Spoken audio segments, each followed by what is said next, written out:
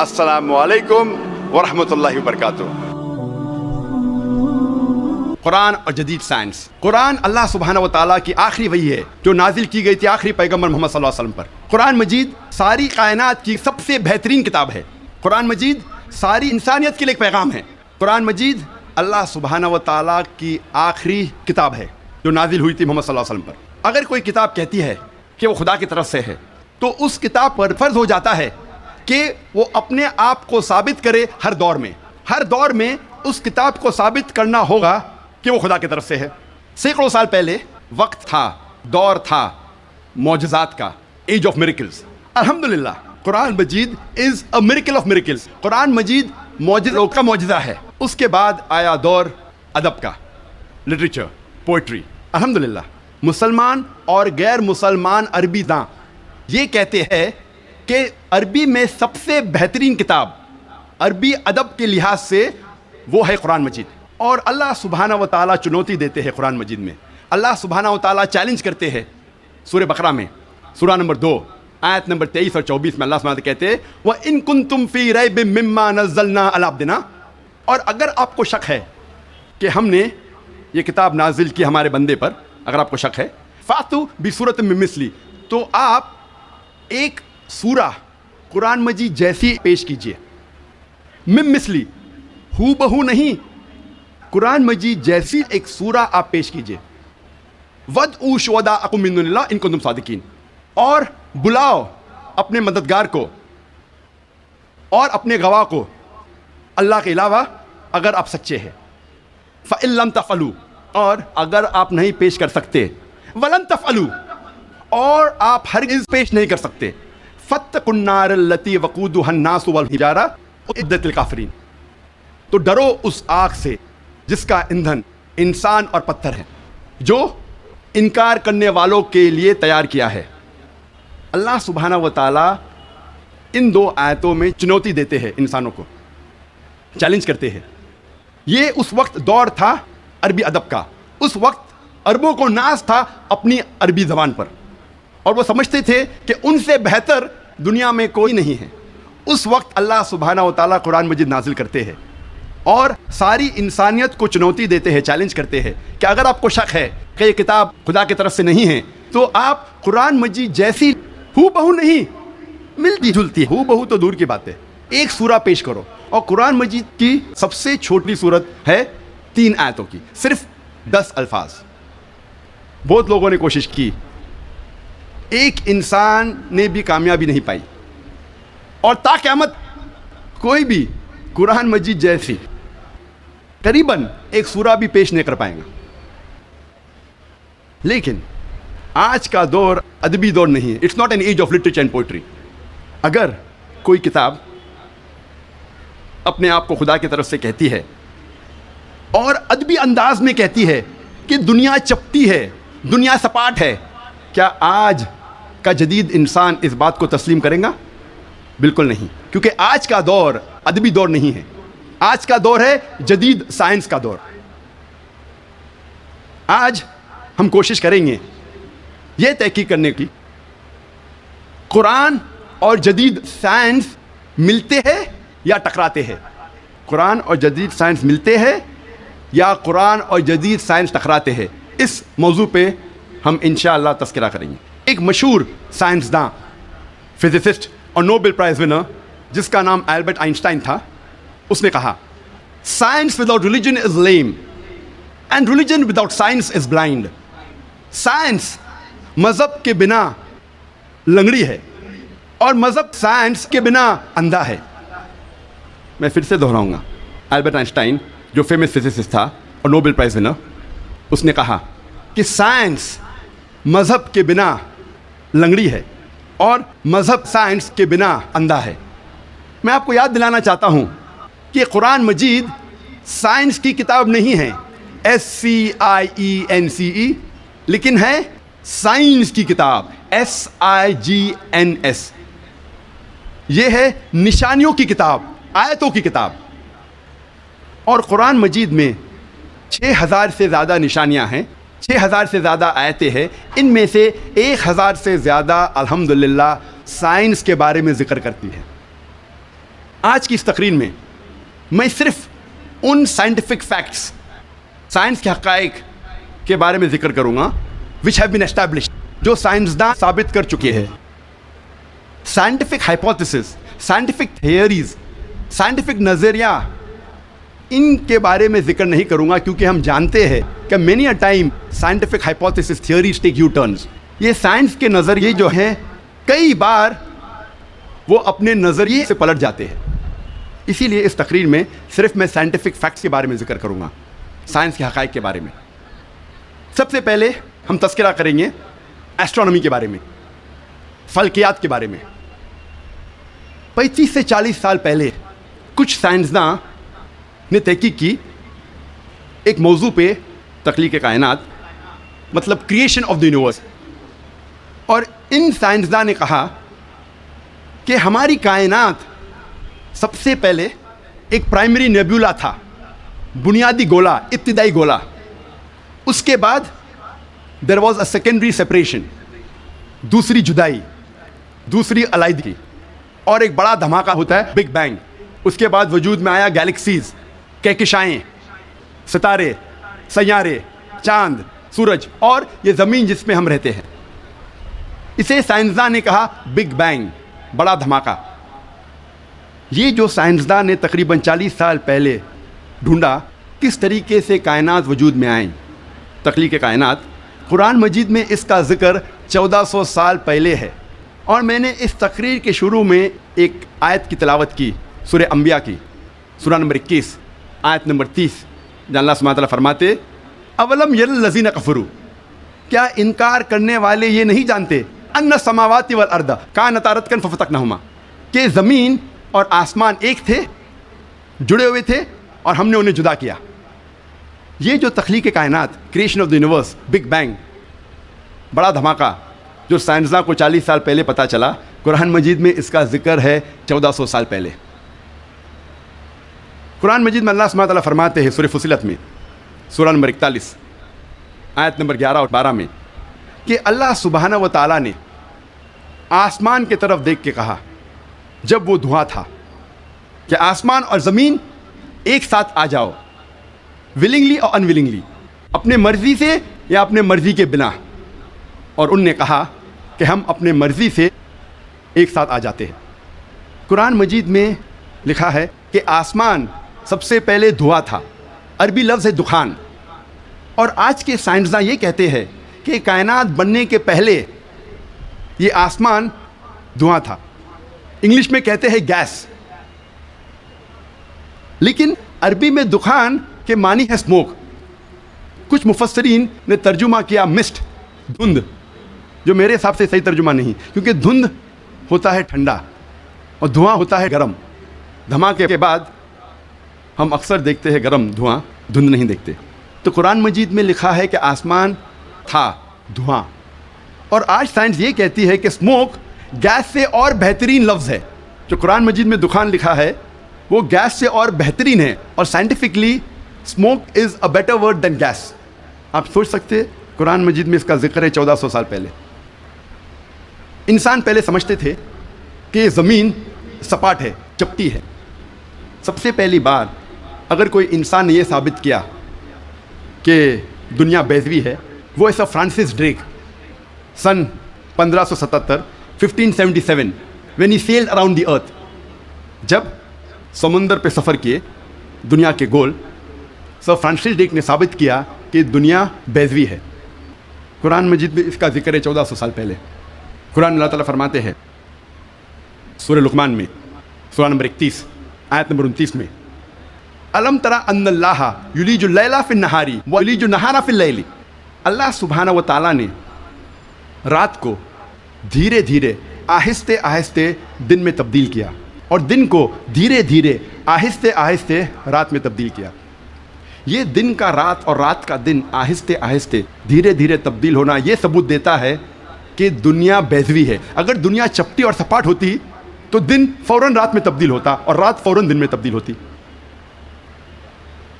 اللہ تعالیٰ فرماتے سورہ الزمر میں، سورہ نمبر 39 آیت نمبر 5 میں، کہ اللہ سبحانہ و تعالیٰ رات کو دن پہ لپیٹتا ہے اور دن کو رات پہ لپیٹتا ہے۔ قرآن میں عربی لفظ ہے قوارہ، جس کے معنی لپیٹنا. جس طریقے سے ایک انسان پھیٹا سر پہ لپیٹتا ہے، a person coils the turban on the head، اسی طریقے سے اللہ تعالیٰ فرماتے ہیں کہ رات دن پہ لپیٹی جاتی ہے اور دن رات پہ لپیٹا جاتا ہے. یہ دن کا رات اور رات کا دن پہ لپیٹنا اسی وقت پاسبل ہے جب دنیا بیضوی ہے. اگر دنیا چپٹی اور سپاٹ ہوتی تو یہ ممکن نہ ہوتا. قرآن مجید میں اللہ تعالیٰ فرماتے ہیں سورہ نازیات میں، سورہ نمبر 79 چیپٹر 79 آیت نمبر 30 میں، وَالْأَرْضَ بَعْدَ ذَلِكَ دَحَاهَا، اور اس کے بعد اللہ سبحانہ و تعالیٰ نے زمین کو پھیلایا بچھونا جیسے. دہا کہ ایک معنی ہے پھیلانا، اور دہا کی دوسری معنی آتا ہے عربی لفظ دھویا سے، جس کے معنی ہے بیضا، جس کے معنی ہے انڈا. اور ہم جانتے ہیں کہ دنیا گول ہے، بیضوی ہے، اور ہم یہ بھی جانتے ہیں آج کہ دنیا پوری طریقے سے گول نہیں ہے. وہ اوپر اور نیچے سے from the poles it is flattened, اوپر اور نیچے سے چپٹی ہے، جسے ہم کہتے ہیں انگریزی میں جیو اسفیئریکل ان شیپ، عرضی بیضوی. اور یہ لفظ جو دہا ہے وہ عام انڈے کے لیے نہیں ہے، عام بیضے کے لیے نہیں، خصوصاً شتر مرغ کے انڈے کے لیے، شتر مرغ کے بیضے کے لیے. اور جب ہم دیکھتے ہیں شتر مرغ کا بیضا انڈا اس جیو اسفیئریکل ان شیپ، عرضی بیضوی کی شکل میں ہے. آپ سوچ سکتے ہیں 1400 سال پہلے اس کتاب میں لکھا ہے کہ یہ زمین، یہ دھرتی اس جیو اسفیئریکل ان شیپ، عرضی بیضوی شکل میں ہے. پہلے انسان یہ سوچتے تھے یہ چاندنی جو ہے، چاند کی روشنی، یہ اس کی خود کی روشنی ہے. چند صدی پہلے ہمیں پتہ چلا کہ چاند کی روشنی، چاندنی اس کی خود کی روشنی نہیں ہے، یہ سورج کی لی ہوئی روشنی ہے، سورج کی منعکس شدہ ریفلیکٹڈ لائٹ ہے، بوروڈ لائٹ ہے. قرآن مجید میں اللہ سبحانہ تعالیٰ فرماتے ہیں سورہ فرقان میں سورہ نمبر 25 آیت نمبر 61 میں، اللہ سبحانہ و تعالیٰ نے آسمان میں برج رکھے، تاروں کے جھنڈ، اور اس میں رکھا سورج جس کے پاس خود کی روشنی ہے، سلگتا ہوا چراغ، اور رکھا چاند جس کی لی ہوئی روشنی ہے. قرآن میں سورج عربی میں کہا گیا ہے شمس، اور اس کی روشنی کو کہا گیا ہے سراج، وہاج اور دیا، جس کے معنی ہے سلگتا ہوا چراغ یا مشال یا دیا. تینوں کے معنی ہیں کہ سورج کی روشنی خود کی ہے. اور چاند کو کہا گیا ہے قرآن مجید میں قمر، اور چاندنی کو کہا گیا ہے منیر یا نور. منیر مینز بوروڈ لائٹ، لی ہوئی روشنی، یا نور میننگ ریفلیکٹڈ لائٹ، منعکس شدہ روشنی، ریفلیکٹڈ لائٹ. آپ سوچ سکتے قرآن مجید 1400 سال پہلے کہتا ہے کہ یہ چاندنی خود کی روشنی نہیں ہے، چاند کی لی ہوئی روشنی ہے. اور اس کا ذکر سورہ فرقان سورہ نمبر 25 آیت نمبر 61 کے علاوہ سورہ یونس میں سورہ نمبر 10 آیت نمبر 5 میں، اور سورہ نوح میں سورہ نمبر 71 آیت نمبر 15 اور 16 میں. پہلے سائنسداں یہ سمجھتے تھے کہ زمین کائنات کا مرکز ہے اور باقی سیارے، چاند اور سورج زمین کے گول گھوم رہے ہیں، چکر لگا رہے ہیں. اسے کہتے تھے تھیوری آف جیو سینٹرزم، زمین کو مرکز سمجھنے کا نظریہ. اور یہ لوگ 2 صدی سے، ٹولمی کے وقت سے مانتے تھے، 16ویں صدی تک، جب تک کوپرنیکس نے کہا کہ زمین کے گول چاند اور سیارے نہیں چکر لگا رہے ہیں، لیکن سورج کے گول زمین، چاند اور باقی سیارے چکر لگا رہے ہیں، گھوم رہے ہیں. اسے کہتے تھے ہیلیو سینٹرک تھیوری، مطلب سورج کا مرکز ہونے کا نظریہ.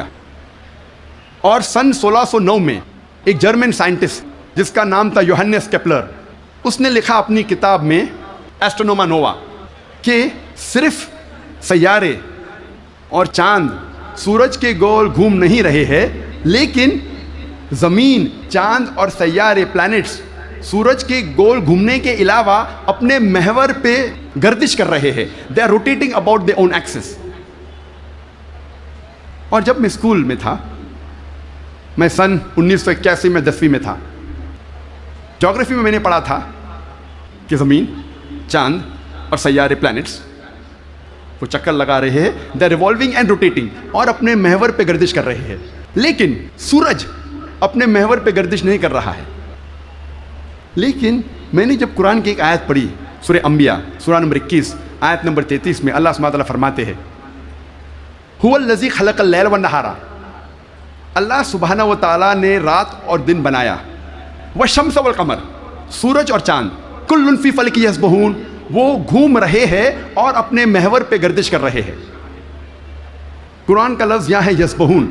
قرآن یہ کہتا ہے کہ sun and the moon are revolving, چکر لگا رہے ہیں، گھوم رہے. اس کے علاوہ یسبحون، یہ عربی لفظ یسبحون آتا ہے لفظ صباح سے، اور صباح ایک عربی لفظ ہے جو چلتے ہوئے جسم کے موومنٹ کو ڈسکرائب کرتا ہے. مثال کے طور پہ اگر میں کہوں گا کہ کوئی انسان پانی میں سباہ کر رہا ہے، اس کے یہ معنی نہیں کہ وہ پانی کے اوپر فلوٹ کر رہا ہے، اس کے معنی ہے کہ وہ پانی میں تیر رہا ہے. اگر میں کہوں گا کوئی سباہ کر رہا ہے زمین پہ، اس کا مطلب نہیں کہ وہ آدمی زمین پہ رول کر رہا ہے، اس کا مطلب ہے کہ وہ انسان زمین پہ چل رہا ہے یا دوڑ رہا ہے. اسی طریقے سے جب اللہ سبحانہ تعالیٰ یہ لفظ کا استعمال کرتے ہیں کوئی فلکی جسم کے لیے، فار اے سیلیسٹل باڈی، اس کے معنی نہیں کہ وہ فلائی ہو رہا ہے یا فلوٹ ہو رہا ہے، اس کے معنی ہے it is rotating about its own axis, وہ اپنے محور پہ گردش کر رہا ہے. آج سائنس ترقی کرنے کے بعد سائنس یہ کہتی ہے کہ آپ سورج کا عکس ٹیبل کے اوپر دیکھ سکتے ہیں ایک آلے کے ذریعے، اور پتہ لگتا ہے کہ سورج میں بلیک سپاٹس ہے، اور یہ بلیک سپاٹس تقریباً 25 دن لیتے ہیں گردش کرنے کے لیے. اس سے یہ ثابت ہوتا ہے کہ سورج تقریباً 25 دن لیتا ہے ایک گردش کرنے کے لیے. تو آج سائنس یہ تسلیم کرتی ہے کہ سورج بھی اپنے محور پہ گردش کر رہا ہے. جو میں نے اسکول میں تقریباً 28 سال پہلے پڑھا تھا کہ سورج واز اسٹیشنری، سورج گردش نہیں کر رہا ہے، تو 28 سال پہلے میں نے اسکول میں پڑھا. آج سائنس اسے تسلیم کرتی ہے، اور قرآن مجید میں اس کا ذکر ہے 1400 سال پہلے. اور آج اکثر اسکول کے سائنس کی کتاب میں اس کو انکارپوریٹ کیا جا چکا ہے. یہ نئی چیز داخل ہو چکی ہے سائنس کی کتابوں میں کہ سورج اپنے محور پہ گردش کر رہا ہے. اللہ تعالیٰ فرماتے ہیں سورہ یاسین میں سورہ نمبر 36 آیت نمبر 40 میں کہ سورج چاند کو نہیں پکڑ سکتا اور دن کو رات نہیں پکڑ سکتی. The sun cannot outstrip the moon, neither can night catch up with the day. کل فی فلک یسبحون، یہ اپنے محور پہ گردش کر رہے. اس کے معنی کہ چاند اور سورج کے جو ایکسس ہے، جو ریولیوشن کا ہے، وہ ڈیفرنٹ ہے، وہ علیحدہ ہے، اسی لیے وہ آپس میں کبھی نہیں ملیں گے. آج سائنس یہ کہتی ہے کہ جو سورج کی روشنی ہم دیکھتے ہیں، it is due to a chemical reaction. یہ ایک کیمیکل ریئیکشن کے وجہ سے ہے جو کروڑوں سالوں سے چل رہا ہے، اور ایک دن یہ کیمیکل ریئیکشن بند ہو جائے گا اور سورج ختم ہو جائے گا. لیکن سائنسداں کہتے ہیں کہ اس کو اور کروڑوں سال لگیں گے، اور کروڑوں سال کے بعد یہ کیمیکل ریئیکشن بند ہوگا. یعنی سائنس یہ کہتی ہے کہ ایک وقت آئے گا جب سورج نشٹ ہو جائے گا، ختم ہو جائے گا. قرآن میں اللہ تعالیٰ فرماتے ہیں سورہ یاسین میں سورہ نمبر 36 آیت نمبر 38 میں وَالشَّمْسُ تَجْرِي لِمُسْتَقَرٍّ لَهَا، کہ سورج جا رہا ہے اپنے مستقر کی طرف. سورج جا رہا ہے اپنے ڈیسٹینیشن پہ. سورج ایک مقرر وقت کے لیے ہے. مستقر کے معنی مقرر وقت اور مقرر جگہ، اس کے دو معنی ہوتے ہیں. مستقر کے معنی کہ سورج ایک مقرر وقت کے لیے ہے اور مقرر جگہ کی طرف جا رہا ہے. یہ سائنس آج تسلیم کرتی ہے کہ سورج ایک مقرر وقت کے لیے ہے. اور سائنس یہ بھی مانتی ہے کہ سورج کائنات کے ایک نقطے کی طرف جا رہا ہے جس کا نام ہے سولر اپیکس. ان دا ہرکولینز الفا لائرا 12 میل پر سیکنڈ کی رفتار پہ. قرآن میں لکھا ہے مستقر، مقرر جگہ کی طرف. سائنس کہتی ہے دونوں معنی مستقر کے، مقرر جگہ اور مقرر وقت، دونوں الحمدللہ صحیح ہے. اور اس کا ذکر سورہ یاسین سورہ نمبر 36 آیت نمبر 38 کے علاوہ سورہ رعد میں بھی ہے سورہ نمبر 13 آیت نمبر 2، سورہ فاطر سورہ نمبر 35 آیت نمبر 13، سورہ لقمان سورہ نمبر 31 آیت نمبر 29 اور سورہ الزمر سورہ نمبر 39 آیت نمبر 5 میں. سب جگہ کہا گیا ہے کہ سورج ایک مقرر وقت کے لیے ہے، ایک مقرر جگہ کی طرف جا رہا ہے. آج سائنس یہ کہتی ہے جو آسمان ہمارے زمین کے اوپر ہے، جسے ہم کہتے ہیں ایٹماسفیئر، وہ ایک محفوظ چھت کی طرح ہے. اور سائنسداں یہ کہتے ہیں کہ خطرناک rays like ultraviolet rays, X rays, یہ چھت، یہ ایٹماسفیئر ان خطرناک ریز کو زمین پہ آنے سے روکتا ہے، ورنہ زمین پہ جاندار چیز مٹ جائیں گی. قرآن میں اس کا ذکر ہے سورہ انبیاء میں، سورہ نمبر 21 آیت نمبر 32 میں، کہ اللہ سبحانہ و تعالیٰ نے آسمان کو ایک محفوظ چھت بنایا، اور پروٹیکٹڈ سیلنگ، اور کینوپی ویل گارڈڈ. آپ سوچ سکتے ہیں قرآن میں اس کا ذکر 1400 سال پہلے ہے، جو سائنسدان نے حال ہی میں 50 سال پہلے، 100 سال پہلے، 150 سال پہلے کہا کہ یہ ایٹماسفیئر از اے پروٹیکٹڈ سیلنگ. جب میں اسکول میں تھا تقریباً 28 سال پہلے، میں نے سائنس میں سیکھا تھا there are 3 types of matter, solid, liquid and gas. 3 قسم کے مادہ تھے، سالڈ، لکوڈ اینڈ گیس. آج سائنس یہ کہتی ہے کہ 3 مادہ، 3 اسٹیٹس آف میٹر کے علاوہ اور بھی ہے. ہم پہلے یہ سمجھتے تھے کہ آرگنائز ایسٹرونومیکل سسٹمز کے باہر، آرگنائز فلکیات کے باہر خلا تھا، ویکیوم تھا. آج سائنس کہتی ہے کیا انٹرسٹیلر اسپیس، سیارے کے بیچ مادے کے پل ہے، برجز آف میٹر ہے، جسے آج ہم کہتے ہیں پلازما، جسے سائنسداں کہتے ہیں 4th اسٹیٹ آف میٹر، 4تھی قسم مادے کی آج سائنسداں کہتے ہیں پلازما ہے. قرآن میں اس کا ذکر 1400 سال پہلے ہے، سورہ فرقان میں، سورہ نمبر 25 آیت نمبر 59 میں، 59 میں، کہ اللہ سبحانہ و تعالیٰ نے زمین اور آسمان کو بنایا اور اس کے بیچ میں ساری چیزیں بنائیں. مطلب زمین اور آسمان کے بیچ میں ویکیوم نہیں ہے. آج سائنس اسے کہتی ہے مادے کے پل، برجز آف میٹر، کہتی ہے پلازما ہے، 4th اسٹیٹ آف میٹر.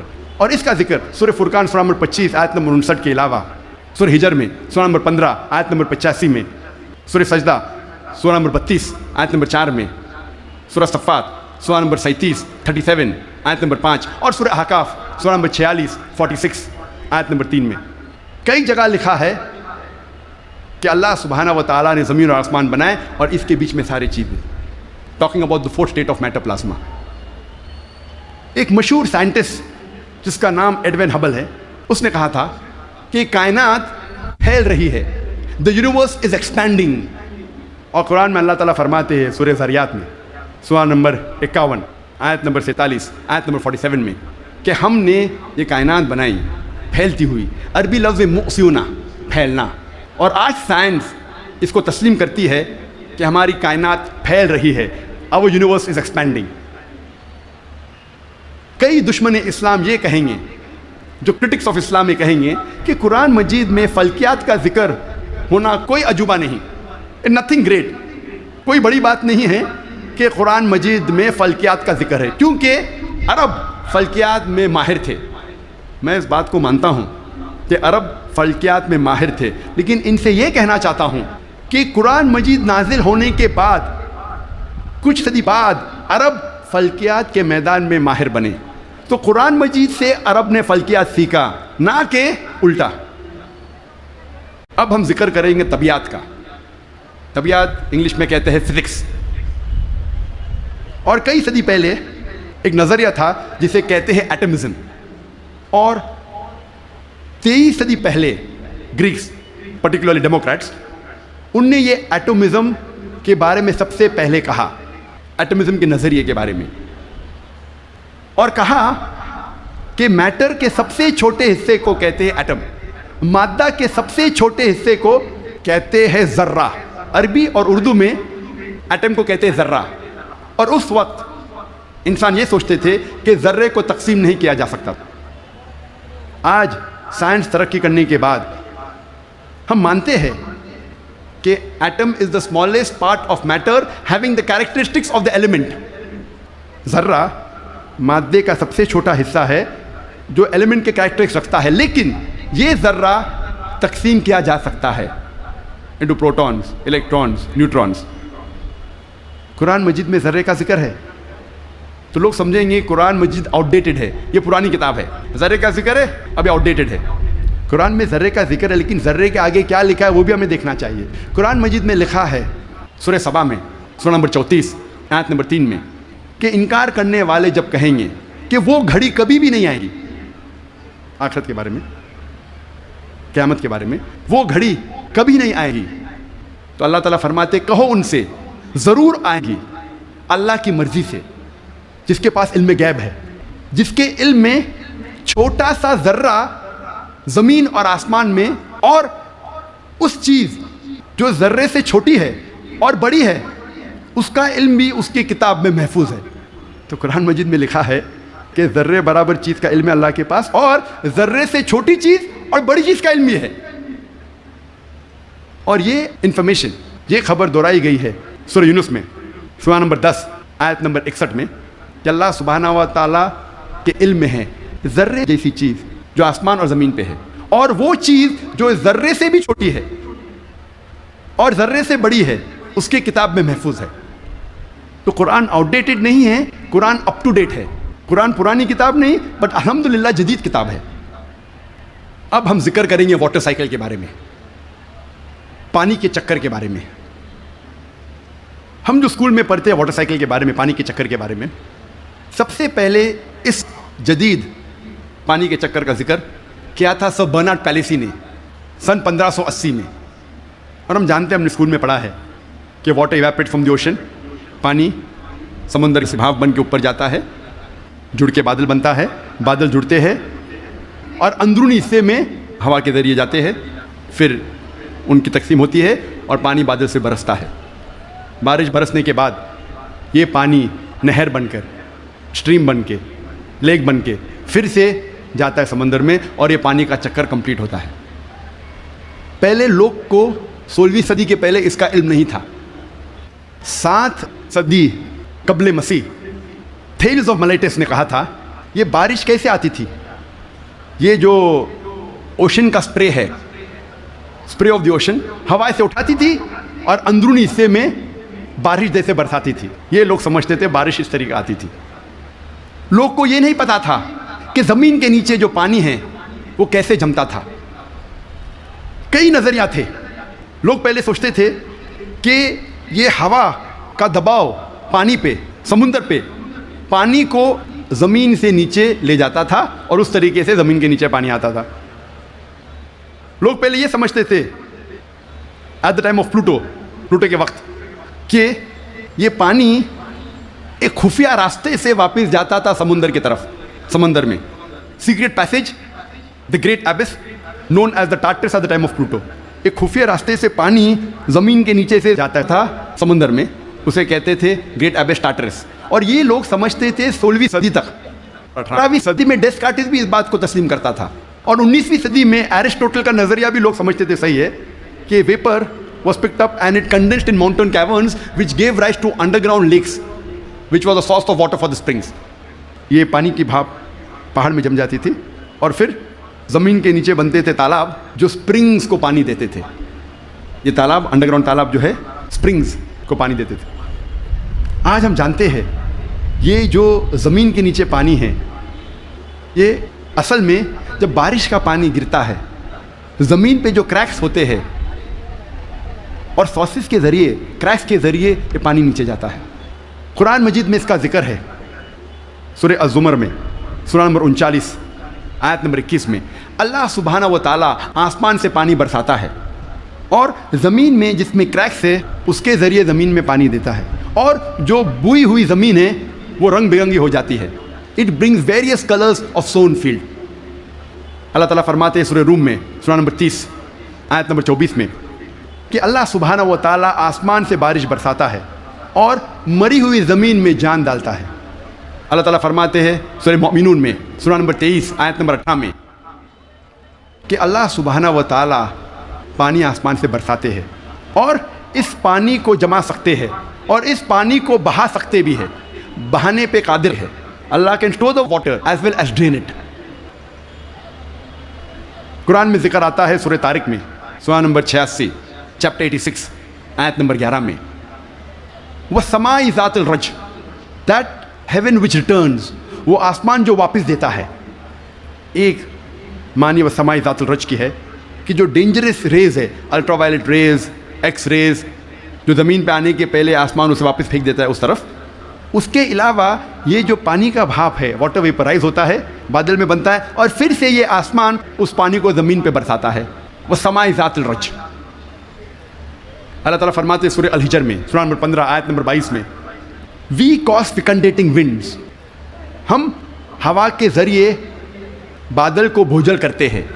عربی لفظ لواقی لقا سے آتا ہے، جس کا معنی ہے ٹو امپریگنیٹ، ٹو فیکنڈیٹ، برآور کرنا، بوجھل کرنا. ہوا بادل کو پولن گرینز کے ذریعے بوجھل کرتی ہے. It impregnates the cloud.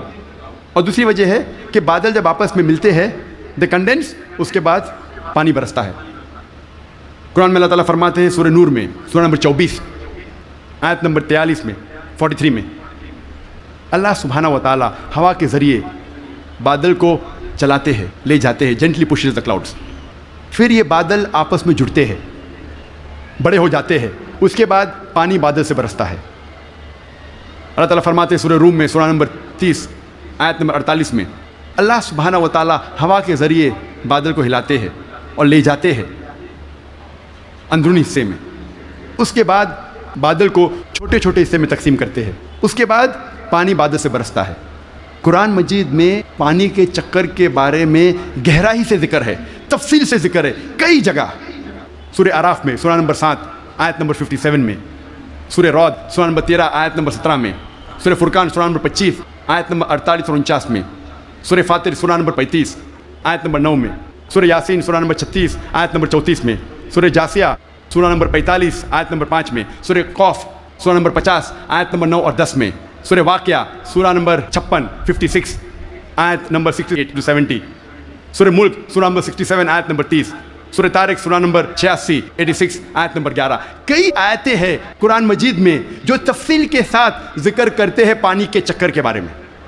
صرف پانی کے چکر کے بارے میں اگر ذکر کرے گھنٹوں تک تقریر دے سکتے ہیں، صرف قرآن مجید میں پانی کے چکر کا ذکر. اب ہم تذکرہ کریں گے ارضیات کے بارے میں، جیولوجی. آج ماہرین ارضیات جیولوجسٹ یہ کہتے ہیں کہ زمین کا ریڈیس نصف قطر، ریڈیس اردو میں کہتے ہیں نصف قطر، وہ تقریباً 3750 میل ہے. اور جو اندرونی حصہ ہے زمین کا وہ سیال ہے، لکوڈ ہے، ہاٹ لکوڈ، گرم سیال، اور اس میں کوئی جاندار چیز جی نہیں سکتی. لیکن اوپر کا حصہ ہے وہ سالڈ ہے، وہ ٹھوس ہے. اور اوپر جو سپرفیشل ارتھس کرسٹ ہے، زمین کی سطح، ارتھس کرسٹ، یہ بہت پتلی ہے، تقریباً 1 سے 30 میل پتلی، صرف 1% سے کم. اور بہت سے امکان ہے کہ یہ زمین کی سطح ہل جائیں گی، ارتھس کرسٹ ول شیک. آج سائنسداں یہ کہتے ہیں due to the folding phenomena it gives rise to mountain ranges. ایک فولڈنگ فنومینا ہے جس سے پہاڑ پیدا ہوتے ہیں، اور اس پہاڑ کی وجہ سے زمین کی سطح کو استحکام ملتا ہے، اسٹیبلٹی ملتی ہے. قرآن مجید میں اللہ تعالیٰ فرماتے ہیں سورہ نبا میں، سورہ نمبر 78 آیت نمبر 6 اور 7 میں، ہم نے زمین بچھائی ہے، والجبال اوتادا، اور پہاڑ کو اوتاد جیسا بنایا ہے. اوتاد عربی میں کہتے ہیں کھوٹے کو، ٹینٹ پیگز، سٹیکس میں ہو. اور ہم جانتے ہیں جب ٹینٹ پیگ کو زمین میں ہم ڈالتے ہیں، جب کھوٹے کو زمین میں ڈالتے ہیں تو اکثر حصہ زمین کے نیچے گڑ جاتا ہے، اوپری حصہ بہت کم رہتا ہے، 10% سے کم. جس طریقے سے آئس برگ پانی میں، برف کا گولا آئس برگ جو پانی میں دیکھتے ہیں صرف 10% پانی کے اوپر ہے، 90% سے زیادہ پانی کے نیچے. اسی طریقے سے پہاڑ، جو اوپری حصہ ہم پہاڑ کا دیکھتے ہیں وہ کھوٹے جیسا ہے، میخو جیسا ہے، ٹینٹ پیگ جیسا ہے. اوپر کا حصہ بہت چھوٹا ہے، اکثر تقریباً 90% زمین کے نیچے ہے. اور اس کی وجہ ہے کہ زمین کو استحکام، اسٹیبلٹی دیتا ہے. قرآن مجید میں اللہ تعالیٰ فرماتے ہیں سورہ نازعات میں، سورہ 79 آیت نمبر 32 میں، اور سورہ غاشیہ سورہ نمبر 88 آیت نمبر 19 میں، ہم نے پہاڑ کو زمین سے مضبوطی سے بنایا ہے. We have placed on the earth mountain standing firm. زمین پہ ہم نے پہاڑ مضبوطی سے بنایا ہے. ارضیات میں، جیولوجی کے میدان میں ایک بہت اہم کتاب ہے جو اکثر دنیا بھر جب جیولوجی کے سبجیکٹ میں اسے گائیڈ مانا جاتا ہے، اس کتاب کا نام ہے ارتھ، زمین. اور اس کے ایک لیکھک، ون آف دا آتھرس، اس کا نام ہے ڈاکٹر فرینک پریس، جو USA کے سائنس اکیڈمی کے پریزیڈنٹ تھے. اور ex president of USA Jimmy Carter کے سائنس ایڈوائزر تھے. ڈاکٹر فرینک پریس ارتھ کتاب میں پہاڑ کا نقشہ بناتے ہیں اور دکھاتے ہیں کہ پہاڑ کے جڑ زمین کے نیچے ہے ویج شیپڈ, اور لکھتے ہیں اپنی کتاب میں کہ پہاڑ کا اہم مقصد ہے کہ زمین کو استحکام دینا, to give stability to the earth. اور قرآن میں ہو بہو وہی ذکر ہے 1400 سال پہلے سورہ انبیاء میں سورہ نمبر 21 آیت نمبر 31 میں, سورہ نحل سورہ نمبر 16 آیت نمبر 15 اور سورہ لقمان سورہ نمبر 31 آیت نمبر 10 میں, کہ ہم نے زمین پر پہاڑ جمع کے رکھا ہے تاکہ زمین نہ ہلے. تو قرآن میں لکھا ہے پہاڑ کا اہم مقصد ہے زمین کو ہلنے سے بچانا, to give stability to the earth, to prevent the earth from shaking. آپ سوچ سکتے ہیں قرآن مجید میں 1400 سال پہلے اس کا ذکر ہے, اور سائنسداں نے آج کل حال ہی میں 50 سال پہلے 100 سال پہلے 200 سال پہلے اسے تسلیم کیا, اور قرآن میں اس کا ذکر 1400 سال پہلے ہے. اب ہم تذکرہ کریں گے علم بحر کے بارے میں, اوشنوگرافی کے بارے میں. اور اوشنوگرافی کے فیلڈ میں قرآن مجید میں اللہ سبحانہ تعالیٰ فرماتے ہیں سورہ فرقان میں سورہ نمبر 25 آیت نمبر 53 میں 53 میں, اللہ سبحانہ و تعالیٰ نے 2 قسم کے پانی بنائے ہیں, ایک پینے والا اور میٹھا اور دوسرا کھارا اور کڑوا, اور دونوں کے بیچ اللہ نے ایک برزخ بنایا ہے, بنا دکھنے والا ایک ویل, ایک پردہ. عربی میں لفظ برزخ, برزخ کے معنی پردہ. جس طریقے سے انسان مرتا ہے اور واپس سے قیامت مٹنے کے پہلے ہم کہتے ہیں برزخ میں ہے, انسین, جو دیکھے نہیں جا سکتا ہے وہ زندگی. قرآن میں کہا گیا برزخ, نہ دیکھے جانے والا پردہ. قرآن میں پھر سے اس کا ذکر ہے سورہ رحمان میں سورہ نمبر 55 آیت نمبر 19 اور 20 میں, جو آج ہمارے ننھے سے قاری نے اس کی تلاوت کی. مرج البحرین یلتقیان بینہما برزخ الابغیان, کہ اللہ سبحانہ و تعالیٰ نے 2 قسم کے پانی بنائے جو آپس میں ملتے ہیں, لیکن ان کے درمیان ایک برزخ ہے, ان کے درمیان ایک پردہ ہے.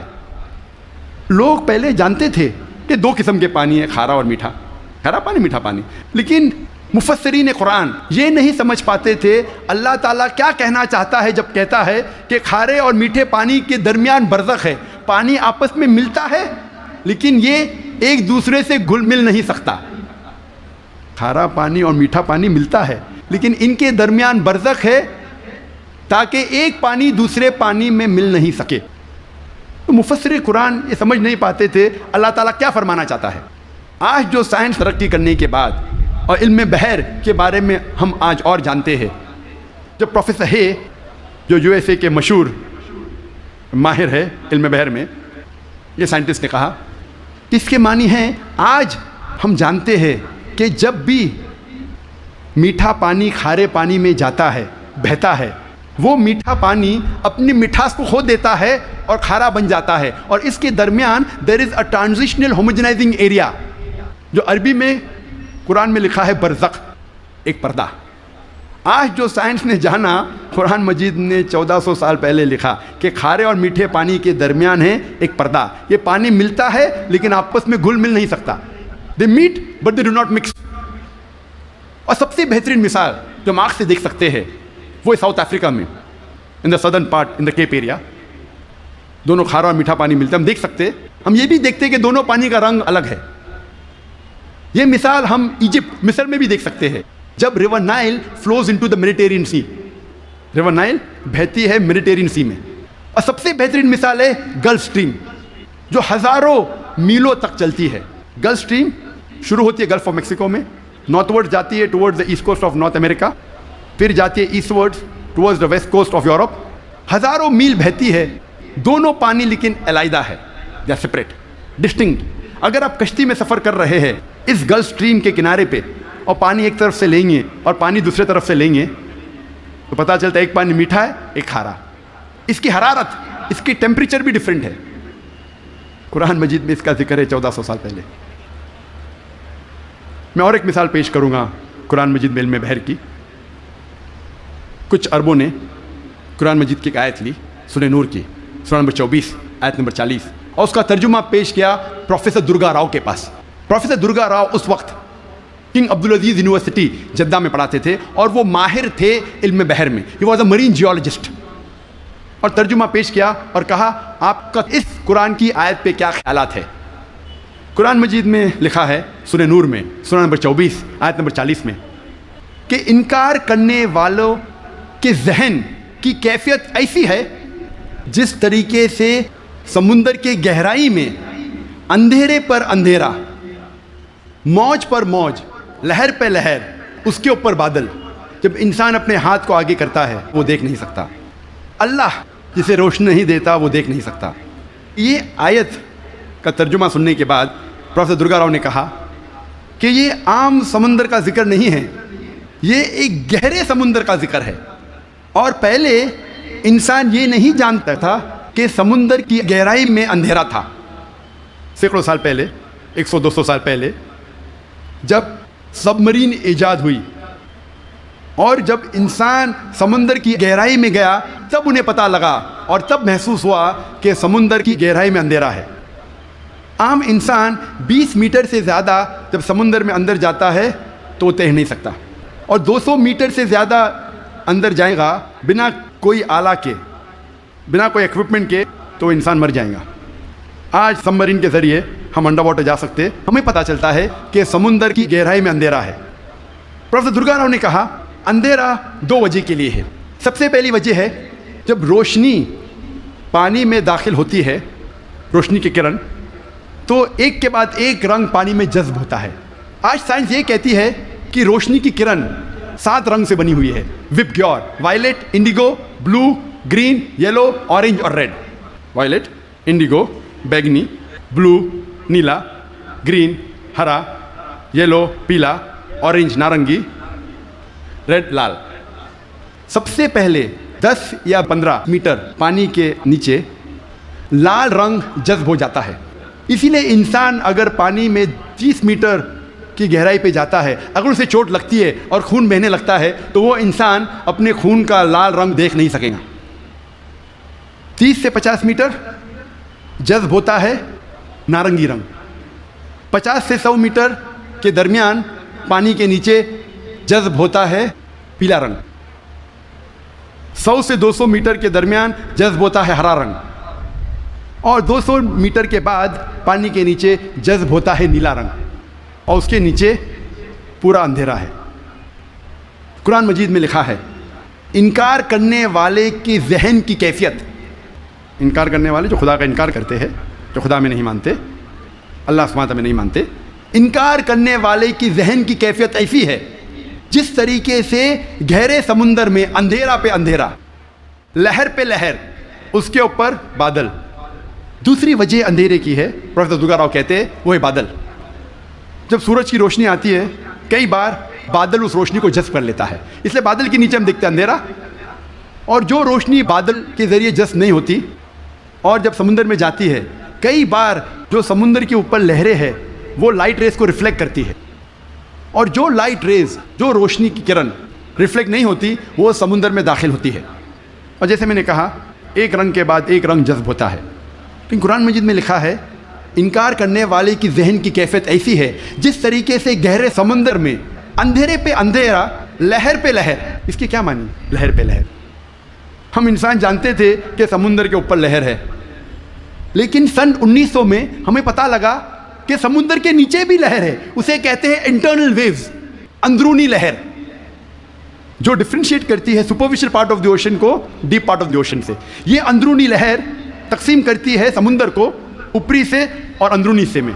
اوپری حصہ superficial part is lit up and warm, گرم ہوتا ہے اور اس میں روشنی ہوتی ہے۔ جو گہرا بھاگ ہوتا ہے سمندر کا وہ اندھیرا ہوتا ہے اور ٹھنڈا ہوتا ہے۔ یہ انٹرنل ویوز، اندرونی لہر، ہمیں پتہ چلی تقریباً 110 سال پہلے۔ قرآن میں لکھا ہے لہر پر لہر، یعنی اندرونی لہر کے اوپر ہے سپرفیشل ویوز۔ اسی لیے مچھلیاں بھی جب گہرائی میں جاتی ہے وہ دیکھ نہیں سکتی، اپنی خود کی روشنی لے جاتی ہے، due to chemical reaction مچھلی خود کی روشنی کے ذریعے دیکھ سکتی ہے گہرے اندھیرے میں۔ پروفیسر درگا راؤ نے کہا کہ یہ کتاب قرآن مجید انسان کی لکھی ہوئی کتاب ہو ہی نہیں سکتی،